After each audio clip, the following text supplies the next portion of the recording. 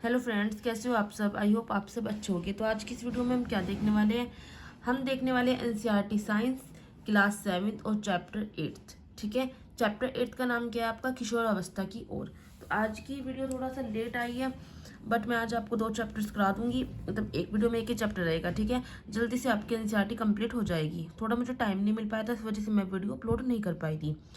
तो चलिए स्टार्ट करते हैं हम चैप्टर जो है आपका किशोर अवस्था की ओर। सबसे पहले हम क्या देखते हैं, हमारे शरीर में हमारे शरीर में जन्म के बाद वृद्धि देखने को मिलती है। लेकिन क्या होता है, एक विशेष आयु में अचानक से हमारे शरीर में वृद्धि क्या होती है, ग्रोथ जो है बहुत तेजी से होने लगती है।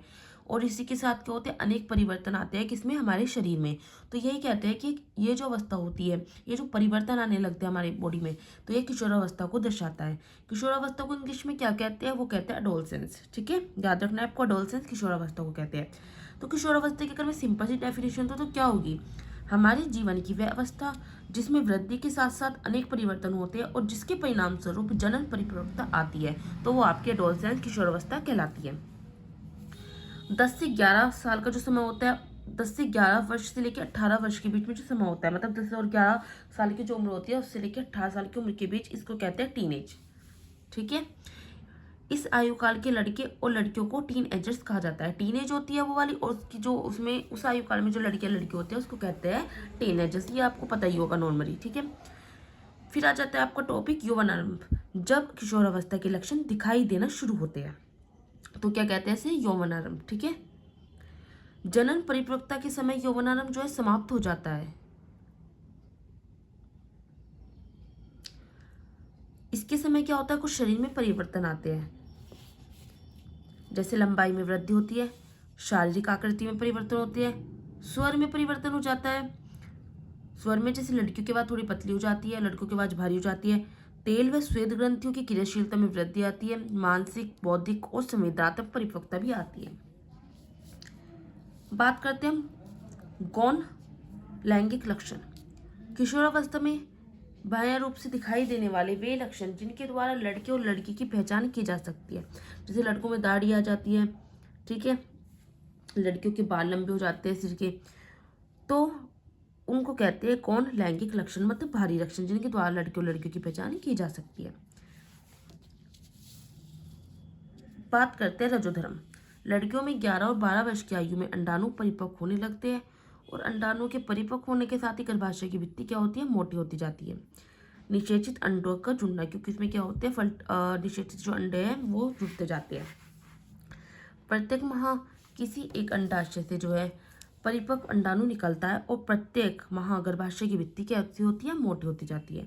अंडाणु में निषेचन के भाव से गर्भाशय की भित्ति टूट जाती है और लड़की के शरीर से बाहर निकलती है, रक्त बाहर निकलता है। इसे क्या कहते हैं, रजोधर्म। पहली बार ऐसा होता है तो इसको रजोदर्शन कहते हैं। 10 से 12 वर्ष की उम्र में होता है। 45 से 50 वर्ष की आयु में महिला के शरीर में क्या होता है, रजोधर्म रुक जाता है, तब इसे क्या कहते हैं, रजोनिवृत्ति कहा जाता है। बात करते हैं आगे, तो हमारे शरीर में हार्मोन वे रसायन होते हैं जो बदलाव लाते हैं। नर में अलग हार्मोन होता है, मादा का अलग हार्मोन होता है। नर की बात करें तो नर में जो वर्षन है उसमें कौन सा हार्मोन होता है, टेस्टोस्टेरोन। याद रखना है, टेस्टोस्टेरोन नर का हार्मोन है, इससे शुक्राणु उत्पादन होता है। मादा में अंडाशय में बात करें कौन सा होता है, तो एस्ट्रोजन। ये क्वेश्चन एग्जाम में कई बार पूछा जाता है कि एस्ट्रोजन किसका हार्मोन है और टेस्टोस्टेरोन किसका है। एस्ट्रोजन मादा का हार्मोन होता है, इससे अंडाणु परिपक्व होता है।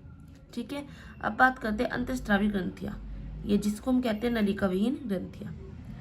तो हार्मोन क्या है, रासायनिक पदार्थ बनाते हैं, और ये क्या होता है, ये रक्त में चला जाता है, क्या, हार्मोन। कई सारे हार्मोन्स होते हैं। ठीक है, अब हम बात करते हैं अंतःस्रावी ग्रंथियां कौन कौन सी होती है। तो सबसे पहले अंतःस्रावी ग्रंथि की बात करें तो पीयूष ग्रंथि आ जाती है। ये क्या है, इसमें वृद्धि हार्मोन है, ये जो शरीर की वृद्धि करता है। थायराइड ग्रंथि की बात करें तो थायरोक्सिन हार्मोन होता है इसमें, इसमें जो है कार्बोहाइड्रेट, प्रोटीन और वसा का उपापचय करता है। अग्नाशय ग्रंथि में इंसुलिन हार्मोन होता है, ये क्या करता है, शर्करा का स्तर नियंत्रित करता है। अधिवृक्क ग्रंथि की बात करें तो एड्रेनालिन हार्मोन होता है, क्रोध, उत्तेजना, चिंता, डर, ये सब करता है। वृषण की बात करें, मैंने आपको बताया टेस्टोस्टेरोन हार्मोन होता है शुक्राणु उत्पादन में, और अंडाशय में एस्ट्रोजन हार्मोन जो अंडाणु परिपक्व होता है जिससे। थायरॉक्सिन हार्मोन की कमी से क्या होता है? थायरॉक्सिन हार्मोन की कमी से गलगंड रोग होता है। गलगंड मतलब जिसको घेंगा कहते हैं, क्वार्टर इंग्लिश में कहते हैं। ये आयोडीन की कमी से होता है। इंसुलिन हार्मोन की कमी से क्या होता है? मधुमेह होता है। पीयूष ग्रंथि विशेष हार्मोन का स्त्राव करती है, अन्य ग्रंथियों को हार्मोन बनाने के लिए प्रेरित भी करती है। अब देखते हैं संतति में लिंग निर्धारण कैसे होता है, कि लड़का होगा या लड़की। मानव की प्रत्येक कोशिका में गुणसूत्र कितने होते हैं? 40 होते हैं, मतलब 23 जोड़ी गुणसूत्र होते हैं।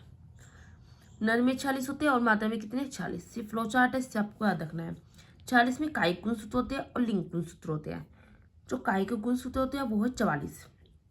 अब 46 है टोटल, तो 44 तो हो गए माई कायिक गुणसूत्र, बचे दो क्या होते हैं? लिंग गुणसूत्र।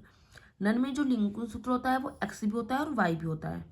अब बात करते हैं मादा की। 40 गुणसूत्र तो मादा के पास भी है, वही कायिक गुणसूत्र होते हैं और मादा के पास लिंग गुणसूत्र। कायिक इसके पास भी 44 है, लेकिन लिंग गुणसूत्र भी इसके पास 2 है।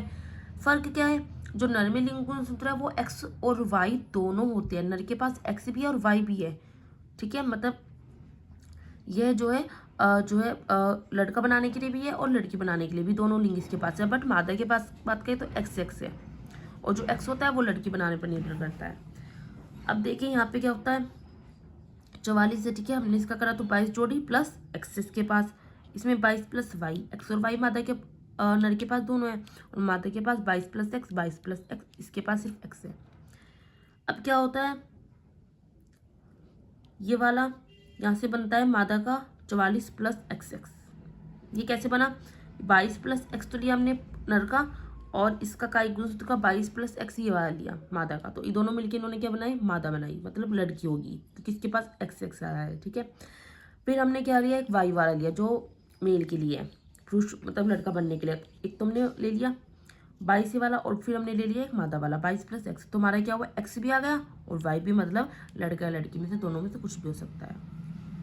ऐसे हमने ये वाला किया। तो नर जो है वो वहाँ से 50% लड़का बनता है और मादा से 50% लड़की। संतान का लिंग निर्धारण किस पे निर्भर करता है? नर पे निर्भर करता है। क्यों? मेल पे क्यों निर्भर करता है? क्योंकि उसके पास एक्स और वाई दोनों गुणसूत्र है, और मादा के पास सिर्फ एक्स एक्स गुणसूत्र है। अब बात करते आगे, जननात्मक स्वास्थ्य। व्यक्ति का कायिक और मानसिक विसंगति मुक्त होना उस व्यक्ति का स्वास्थ्य कहलाता है। व्यक्ति के शरीर को स्वस्थ रहने के लिए क्या होना चाहिए? संतुलित आहार करना चाहिए। संतुलित आहार का मतलब क्या है? भोजन में प्रोटीन हो, कार्बोहाइड्रेट हो, वसा, विटामिन, खनिज का पर्याप्त मात्रा में समावेश हो।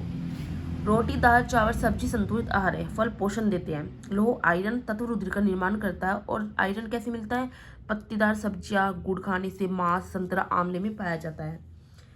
अब बात करते हैं एड्स रोग। एड्स की फुल फॉर्म पूछी जाती है, ठीक है। एक्वायर्ड इम्यूनो डिफेंसी सिंड्रोम, तो याद रखनी है आपको, acquired immuno डिफेंसी syndrome.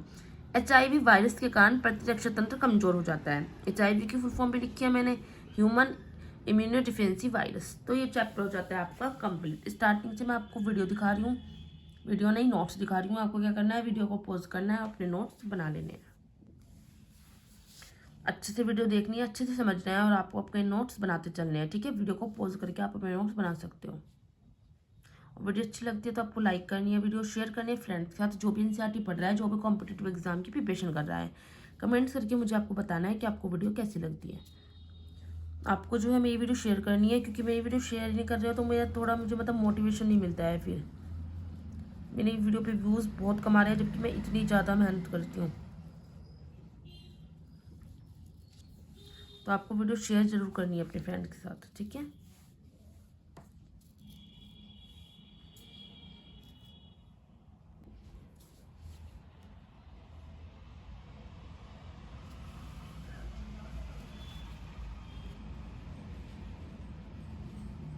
Next video में हम देखेंगे नेक्स्ट चैप्टर। अगर आपको मेरी कोई भी NCERT के आपको नोट्स चाहिए तो आप मुझे इंस्टा पर मैसेज कर सकते हो, या टेलीग्राम पर आप मुझे मैसेज कर सकते हो। इंस्टा की जो मेरी आईडी है वो है कीर्ति गोयल 37, ठीक है, KIRTIGOYAL 37। इंस्टा पे करोगे आप मुझे, इंस्टा पे मैसेज कर देना, फिर आपको जो है PDF मिल जाएगी नोट्स की।